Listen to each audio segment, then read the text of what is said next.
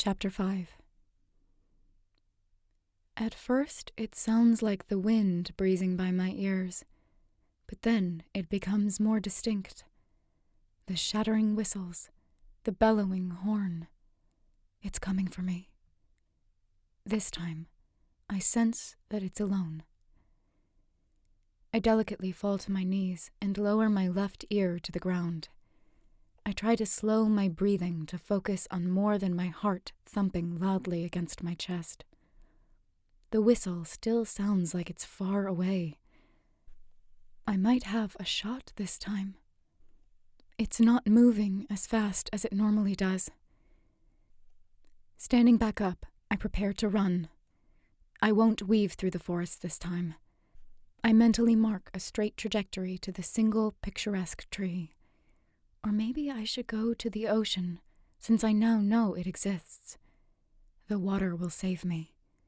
I can swim to a new life. When I lift my foot, it weighs 100 pounds.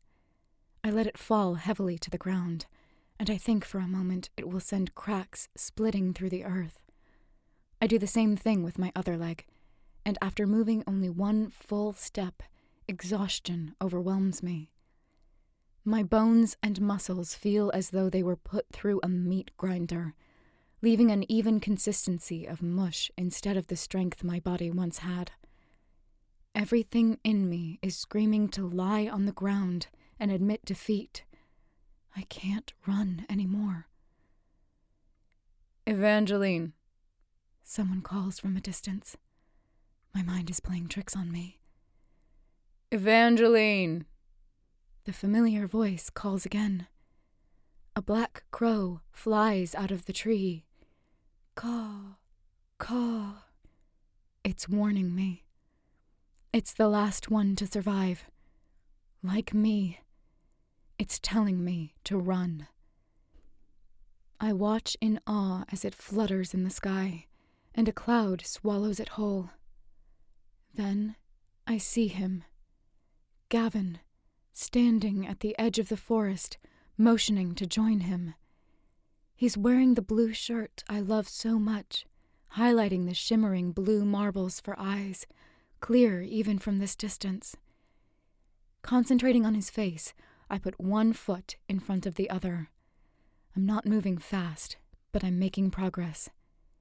His smile grows with each step I take.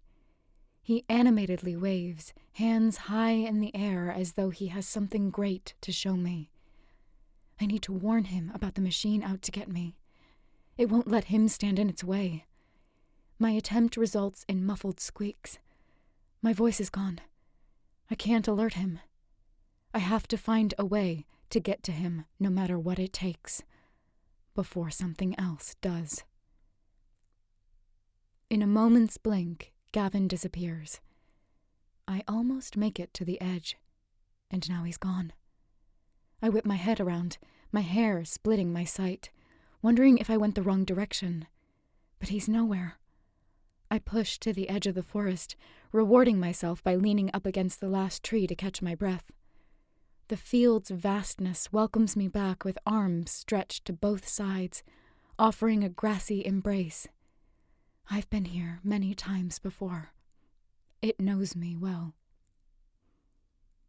Movement in the distance grabs my attention as Gavin appears once again, except now in the middle of the field. He's continuing to motion me, this time more urgently. I try again to call out, but to no avail. I'm mute. Begrudgingly, I trudge ahead once again. This time, I watch nothing else except my legs as they struggle to take one excruciating step after another. The field and I have been one for so long I do not need to look up to know where I'm at. Inside, an automatic trigger tells me I'm precisely where Gavin was when I saw him earlier. When I lift my head to verify it, even though it feels like months have passed to move this far, I'm right on point. Except without Gavin. The second half of the field suddenly ruptures, pulling the hill closer. The man who hides in the colossal tree crawls down. With one hand latched to the trunk, he steps close enough to the steep hill's edge that his bare feet peek over. The sun glares down, brightening him into a dazzling, otherworldly being. He's taller than Gavin, with broad shoulders and a strong, lean body. He appears kinder than I thought he'd be. Not a threat. But the sun's rays block his eyes, so I can't know for sure. The eyes reveal all. It's another truth. Evangeline. To my right, Gavin emerges once again in the distance. He's standing on a brand new path I've never seen in my visits here before. It's a smooth, brown road that stretches out behind him into a new forest of trees. Again, he's motioning me, impatience crossing his face, not understanding why I can't move any quicker to him. The rumbling I blocked out is now so loud and apparent that tremors overtake my body. My heavy legs become the only way I remain standing, acting as weights that anchor me to the quaking ground. The man from the tree leans down over the hill, reaching his hand out. I consider running, jumping, taking his hand and disappearing into the lovely tree that has captivated me from the moment I first saw it. But I also want to follow Gavin, because it's ingrained in who I am. The first and only actual choice I've made in this contained, predictable life. I can feel it. It's getting closer. I don't bother turning around. Glancing once more at Gavin, I know there's no other option. There's no more time to run. I stiffen in anticipation of the machine's insurmountable weight crushing me, blending my remains in the same ground I've spent much of my life running on. My hair wraps around my face as the fervent air encompasses me. The powerful steel machine rushes by, inches from grazing my skin. Everything turns so very dark. The faint outline of its endless frame blurs, but the sound is not as loud. The whistling turns sweet, almost calming. Evangeline. Someone calls my name. Evangeline. I open my eyes to a glossy, vaulted ceiling 15 feet above me. It's familiar. The fog slowly clears from my head. Evangeline! The whistling is in my ear again. I sit up quickly, tangling myself in bedsheets as I push my body to the end of my bed. Jacqueline erupts into giggles from her spot on the floor. I have never seen you sleep so hard before. You completely slept through the alarm. I need a moment before my mind adjusts to the surrounding reality. To the right is my brown wooden dresser. Above it is my arched mirror with a crack in the lower corner from a brush I threw too hard, hitting the mirror instead of landing on the dresser. I never reported that to the cooperative, and the roommates must have never said anything either, since I was never reprimanded, and it was never replaced. Wool sheets wrap around my body. I am in my bed. There's no Gavin, no man, no threat, no choice. Realizing I had been holding my breath, I exhale. That dream differed from the others. I wish I could tell Jacqueline about it. I wish I could tell Gavin. Here, I already picked out your outfit. Jacqueline laughs again as she throws a white polo and hunter green pants at me. Jacqueline finds our required uniforms humorous. She once discovered a magazine stuffed in a tin during our Level 8 annual dig that showed people from the before in outfits lined with jewels, sparkles, and vibrant colors. We only had a few minutes with it before Miss K ripped it out of our hands. Ever since then, Jacqueline secretly enhances our clothing with various items she finds in the market or around the community. She would rather manufacture clothes than be the next doctor. You need to hurry, though. We'll be late for breakfast. I grab the clothes in a bundle, rescue myself from the sheets, and rush to the bathroom. Once the door is closed, I lean my back against it. I know we may be late, but I need to evaluate the dream before it leaves my mind. I shuffle to the sink, splash my face with water, and look in the mirror. My hair is a wild, tousled mess, reminiscent of a nest. A crow. One was alive in my dream. It flew away to find the others. There are more. Somewhere. Taking a deep breath, I grab the hairbrush from the drawer and pull my hair into a sleek ponytail, securing it with a tan band. I place the hairbrush on the counter and once again examine my features in the mirror. I can't stop staring at my face. I look different. Then I spot why. My eyes. Again. Typically, they are a dark hazel, but today they are lighter, more green. Everyone in Impetus has dark eyes, mostly brown, some black.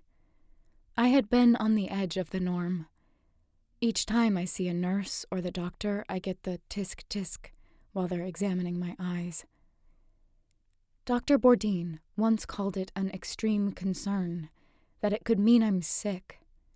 A few years ago, when I made a mistake I'll never repeat by admitting I wasn't sleeping well, he did an absurd number of tests on me, drawing blood in endless tubes, hooking wires to my head to monitor my brain waves, and my eyes, stretched by pieces of tape to keep them open, poking, prodding, puffing.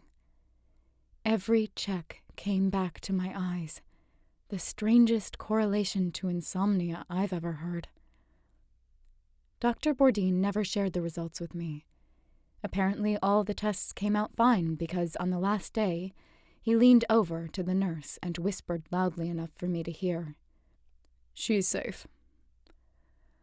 I desperately wanted to ask what I'm safe from and what my results showed, but I couldn't without breaking the curiosity ban. Knowing I am close to my health file at work is a constant temptation. Dr. Bourdin keeps the records of all the clinic employees and elders board on a separate tablet locked in his office, though. We don't have access to those. The tests had piqued Gavin's interest. During the week they were examining me, he ordered me not to sneak out to see him at all, no matter what, until they finished. It was a hard week. Seeing Gavin was the highlight of my days. When I finally visited him again after a 7-day absence, he asked, "They're not planning any more tests? They're dropping it?" "Sure sounds like it," I answered. Then Gavin put his arms around my back and pulled me into his chest. He smelled like sweet cedarwood. He must have realized we were too close because he stepped back quickly, mumbled, "Sorry," and bent down to chip away at our log with a rock. He also didn't make eye contact, as though everything else was suddenly more interesting. Gavin could be bizarre at times. Only Jacqueline had hugged me before. I didn't know what to think about Gavin doing it, but I wanted it to happen again. It made sense, like that hug was the most logical exchange that could happen between us. At the end of my visit with Gavin that day, he finally met my eyes with his again and said, "Please tell me if they bring up the tests or your eyes anymore." What did they mean by me being safe now? Gavin paused for a moment. "I guess they mean you aren't contagious to anyone, and that you're fine for now." For now? He didn't expect me to latch on to those words. With dilated pupils, he explained, "I just mean in case something changes, which I doubt will happen." Gavin wasn't exactly convincing. "But you have blue eyes, and you're fine, right?" Gavin averted his eyes to the ground, stabbing the dirt with the toe of his shoe. "Don't tell anyone you know someone with blue eyes. Never."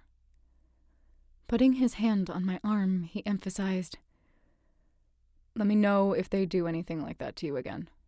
Okay, Evie?" I nodded, since I had to leave. I didn't know why he was so interested, though. The test should be a one-time thing. Or so I thought, until the following day when I was informed my remedy dosage was increasing.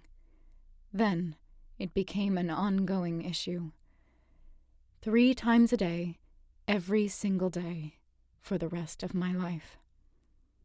But now, staring into a mirror with changing eyes, I understand more than I did back then. My eyes can continue to lighten, like they are right now. Gavin knew the risk existed. The same thing must have happened to his. Eyes. My dream. The eyes reveal all. I wish I knew what that meant. There's something with eye color. Impetus knows. Maybe that's what Mr. Frank meant by saying, "I stand out." But even he said that wasn't such a bad thing. Surely none of the Elders Board members would be concerned. Gavin clearly hides secrets he doesn't share with me. I try to believe he will tell me anything I need to know, especially if it has to do with my life. But sometimes, I'm not so sure.